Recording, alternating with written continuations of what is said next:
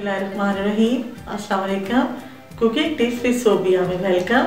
आज हम बनाएंगे गाजरों से स्पेशल जूस में हम शामिल करेंगे 4 से 5 गाजरें। मैंने इन्हें धो के अच्छी तरह से छील लिया। 3 से 4 माल्टे और 2 अदद सेब। चीनी की चाश बनाने के लिए हम 3 चम्मच पानी ले लेंगे और 2 चम्मच हम इसमें चीनी शामिल करेंगे।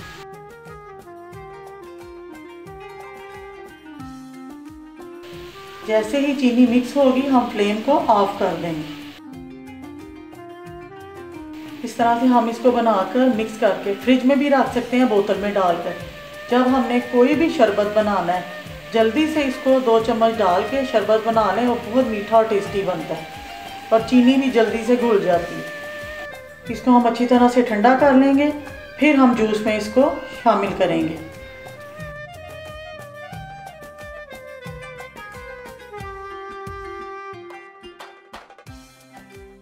जूस हमारा माशाल्लाह से रेडी हो गया। इसको हम अच्छी तरह से मिक्स करेंगे और जो हमने चीनी का ये चाशनी बनाई हुई है ये इसके अंदर हम 2 चम्मच शामिल करेंगे। आप अपने टेस्ट के हिसाब से ज़्यादा भी शामिल कर सकते हैं। थोड़ा सा काला नमक ये हम शामिल करेंगे। माशाल्लाह से हमारा हेल्दी जूस रेडी हो गया है। अगर किसी बंदे को खून की कमी है तो वो ये जूस डेली का 1 गिलास पिए, पर धूप में बैठ के। जैसे ही माशाल्लाह अच्छी सी धूप आ जाती है आप 1 गिलास बनाकर इस तरह नमक और चाशनी डालकर ऊपर ले जाएं, उसे जाके आराम से पिएं।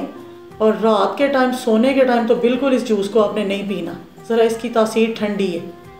और माशाल्लाह से जिनको रंग गोरा करने का बहुत ज़्यादा शौक़ है और आपका कंप्लेक्शन फेयर हो जाए और आपके चेहरे पे यंग लुक रहे, आप डेली का 1 गिलास ये जूस पी लें, आपको बहुत बहुत अच्छा इसका रिज़ल्ट मिलेगा।